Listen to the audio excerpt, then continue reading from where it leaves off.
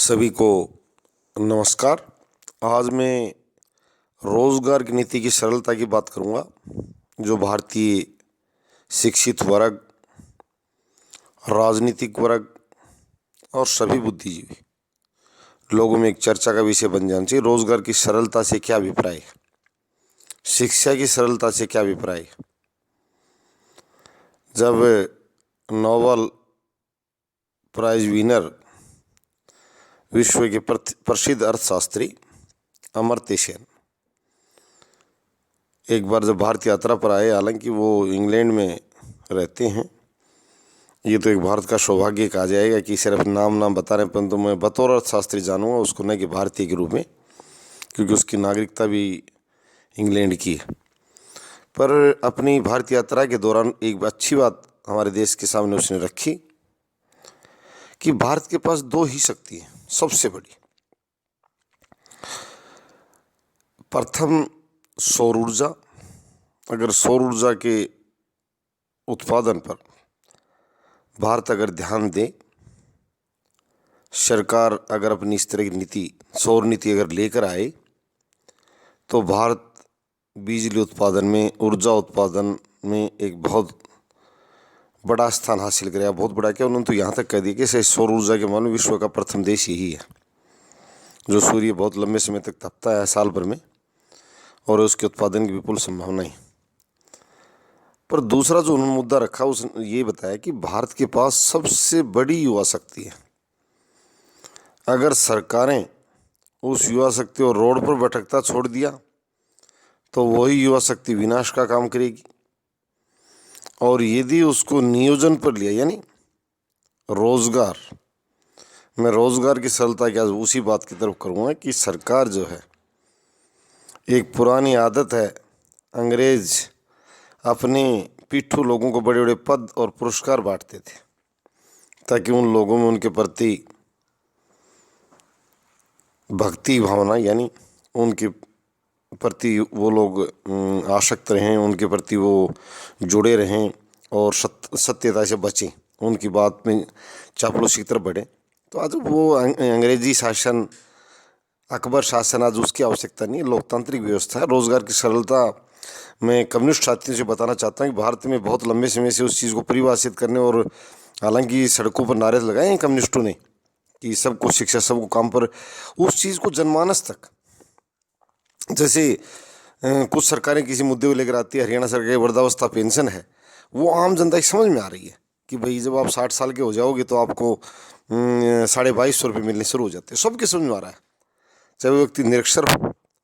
तो आज मैं मुख्य रूप से ये बताना चाहूँ, रोजगार की सरलता क्या। सरलता मतलब ये कि जो ही व्यक्ति 18 वर्ष की आयु पास करे, 10वीं पास व्यक्ति को 10,000। अब ये करें कि अभी टैक्सों के संग्रहण में बहुत ढिलाई है, हमारे यहाँ इतना धन उपलब्ध नहीं है, इसलिए मैं वेतन पर थोड़ी सी लचीलापन की बात भी करूँगा।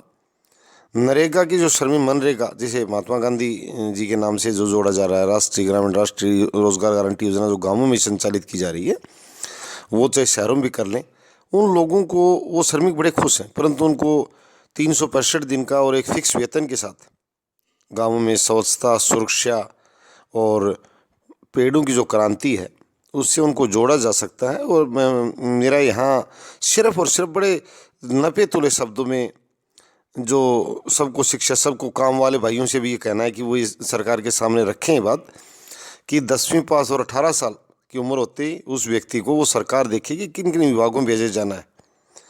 सरकार को 20-20 हज़ार रुपये में ऐसे लोग उपलब्ध होंगे जो सेक्रेटरी लेवल का काम करने में तैयार हैं। और आज जो इन्होंने नियोजित कर रखे हैं, मैंने ये बात यहाँ के जो नियोजन मंत्री हैं, राज्य मंत्री हैं जितेंद्र सिंह, उनके कार्यालय को बताया था।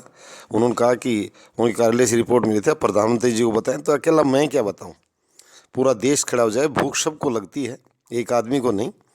सिर्फ अपनी बात को मिलकर आगे बढ़ाना पड़ेगा। और मैंने पहले कहा 10वीं पास और 18 साल के युवक युवतियों को 10,000, 15 क्लास पढ़े, बड़ी सरल भाषा में बोलना पड़ेगा, ज़्यादा उसको जटिल नहीं बनाते हुए, यानी जो ग्रेजुएट्स हैं, जो स्नातक हैं, बीटेक हैं, बीएड हैं और बीए हैं, बीएससी हैं, उनको 15,000, 17 क्लास पढ़े हुए को 17,000 रुपये, और 20 क्लास यानी जो डॉक्टरेट लोग हैं कॉलेजों में आज भी बड़ी संख्या में पद रिक्त पड़े हैं, बच्चे सफ़र कर रहे हैं बहुत बुरी तरह से, साल भर शिक्षक के दर्शन नहीं होते वहाँ, और डॉक्टरेट धारक घरों में बैठे हैं, उन लोगों को 20,000।